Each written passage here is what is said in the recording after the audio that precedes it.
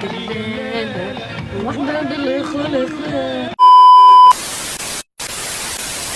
ومرقص عشان ايش بك متخنيش معايا ناجي ولدي الخالة اوكي صافي دوكي نبدو.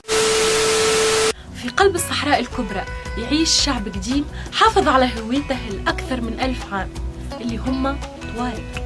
معكم صابرين وهذه حلقة جديدة من بدوي.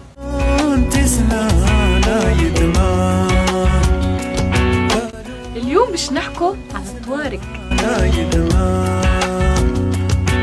الناس يسموهم رجال الزرق، اللون الأزرق النيلي اللي لون لحفتهم ودبشهم ويبقى مطبوع حتى على بشرتهم. عند التوارق المرأة ماهيش في الهامش أما في القلب، هي اللي تملك الخيمة وصوتها ديما حاضر في الشعر والأغنية. من قرون كانت المرأة الطرقية رمز للقوة والحرية، زينة الصحراء ورمز العزة. التوارق ما هم شعب مستقر، هم رحل حياتهم مربوطة بالقافلة والصحراء. من زمان كانوا يسيروا في التجارة عبر آلاف الكيلومترات، كانوا يتاجروا في الملح، الذهب، العاج وحتى الكتب. القافلة عندهم ما كانتش وسيلة تنقل أكهو، كانت مدرسة، سوق وعالم متنقل.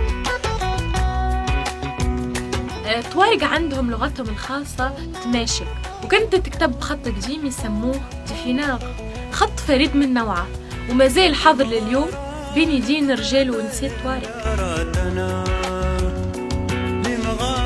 حياتهم اليومية بسيطة لكن عميقة. خيمتهم معمولة من وبر الجمال وماكلتهم الكسكسي والحمل المجدد وحليب البن.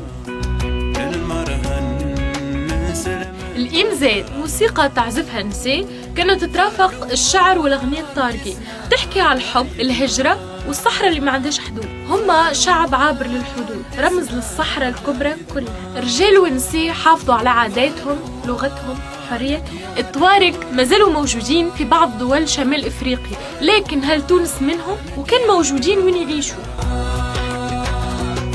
ان شاء الله تكون عجبتكم الحلقة. الناس يسموهم رجال الزرق. الزرق.